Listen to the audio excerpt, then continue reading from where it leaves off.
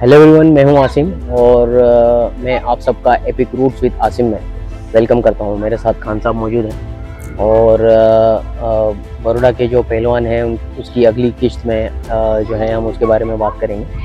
तो लास्ट किस्त में जो हमने बात करी थी गामा पहलवान की और जो उनका मुकाबला हुआ था जूनागढ़ में, उस मुकाबले से पहले जो है गामा पहलवान एक रेवा रियासत थी जो ठीक दतिया रियासत के पास आई हुई थी। वहाँ वो 4 साल रहे। उन्होंने जो है 4 साल वहाँ रहकर कुश्ती की प्रैक्टिस की और वहाँ के जो राजा थे, राजा प्रताप सिंह, वो काफ़ी खलूस दिल के जो राजा थे।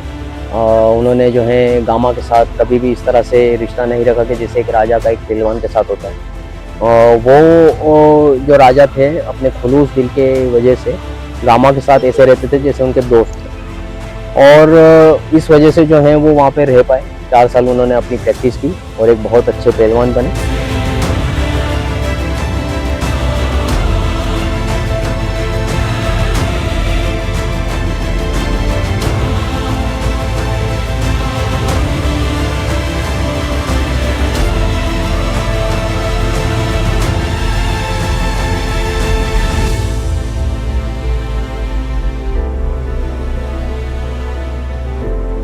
तो जनाब 19 साल तक का तो ये सफ़र गामा का तय हो गया हमारे साथ।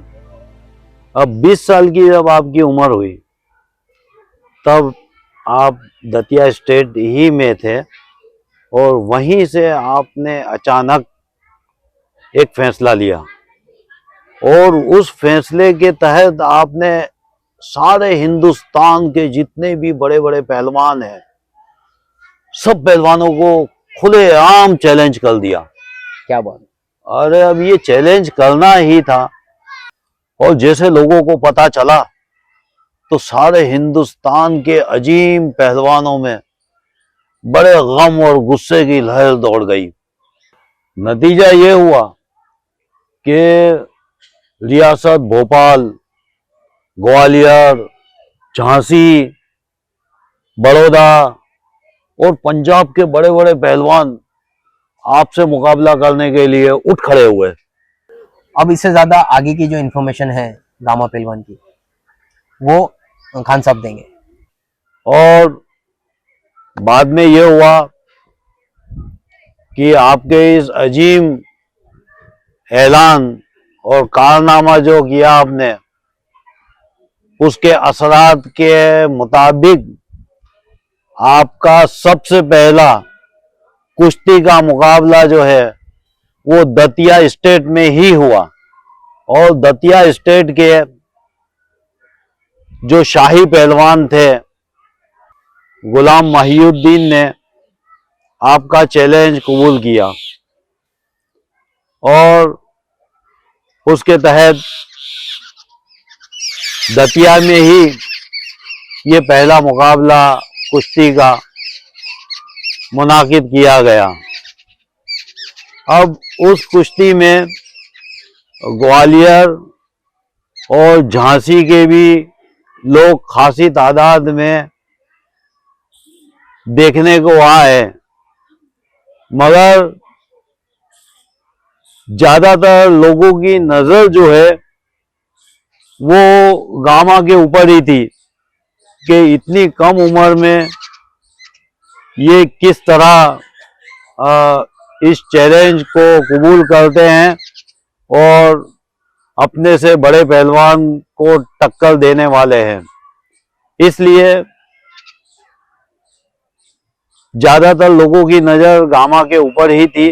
अलगरज वक्त मुकर्रर पे मुकाबला शुरू हुआ और मुकाबला शुरू होने के वक्त जो कुश्ती के आदाब है उसमें दोनों पहलवानों ने आके हाथ मिलाए और हाथ मिला के 2 कदम पीछे हटे।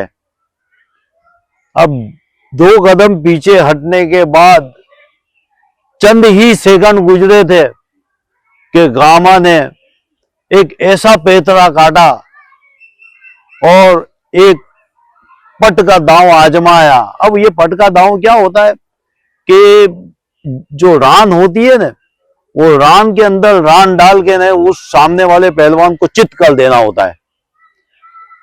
तो ये पट का दावा आजमाया और नतीजा ये हुआ कि लोगों की पलक झपकते ही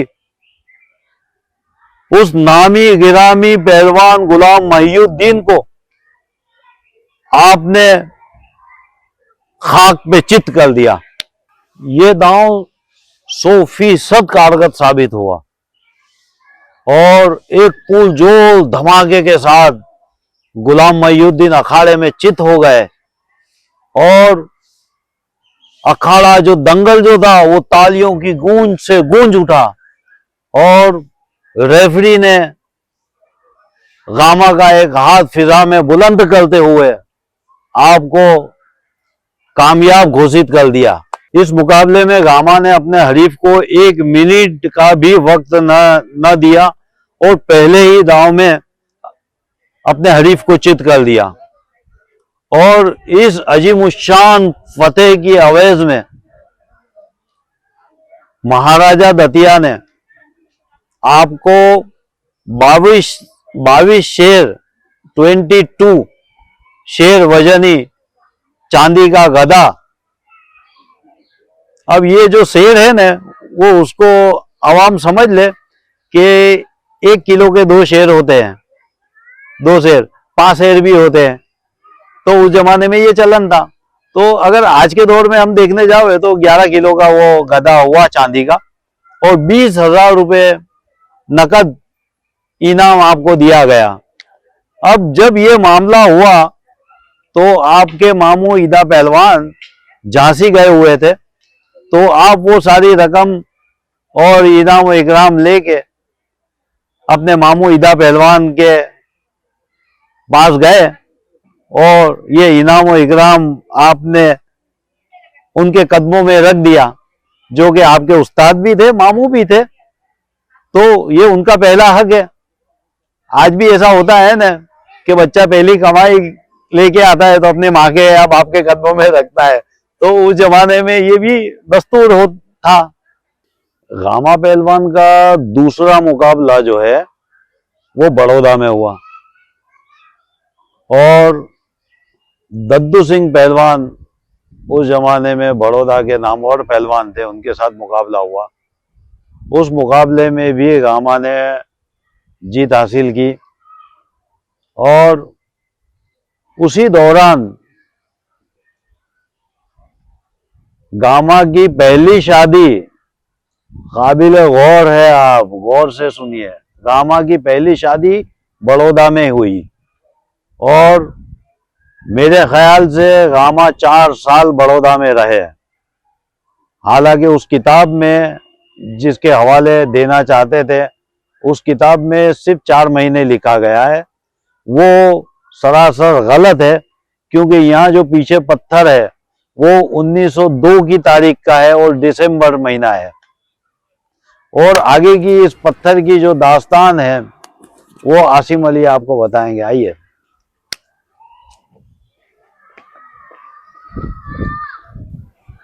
तो 1902 में जो है सर सयाजीराव गायकवाड़ थर्ड जो थे वो यहाँ के राजा थे और उन्होंने जो है एक कंपटीशन रखा रेसलिंग का, जिसमें गामा खुद शामिल थे। उस वक्त जो है गामा के टक्कर का कोई पहलवान उस कंपटीशन में उनको नहीं लगा, इसलिए उन्होंने किसी से भी कुश्ती करना गवारा नहीं करा।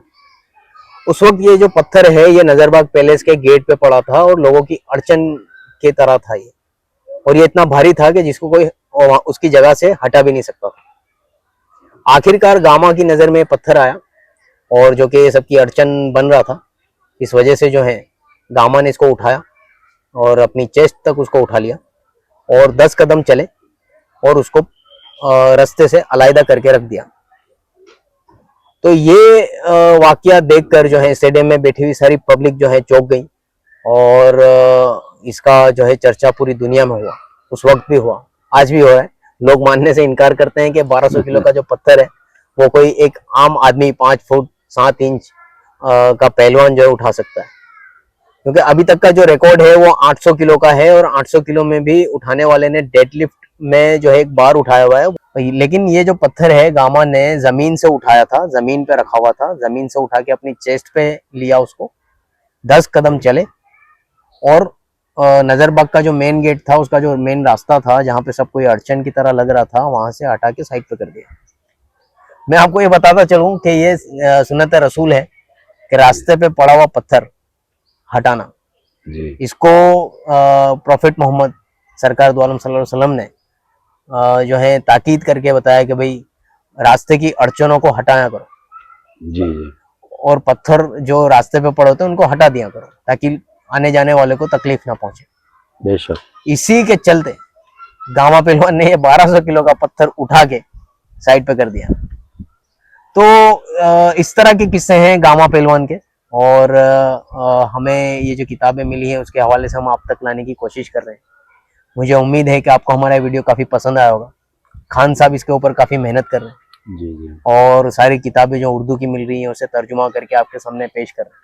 जी तो मैं बस ये उम्मीद कर सकता हूँ आपसे कि अगर आपको हमारी ये कोशिश पसंद आई होगी तो लाइक करिएगा इस वीडियो को, आपके जानने वालों से और दीगर आपके जो भी लोग हैं उनको शेयर करिएगा, और हमें सब्सक्राइब करके सपोर्ट ज़रूर करिएगा। हम इसी तरह की इंटरेस्टिंग हिस्ट्री आपके लिए लेकर आते रहेंगे। आप इसी तरह से एपिक रूट्स विद आसिम को सपोर्ट करिए, हमें सब्सक्राइब करिए और बने रहिए हमारी चैनल के साथ, और खुश रहिए। खुदा हाफिज़। खुदा।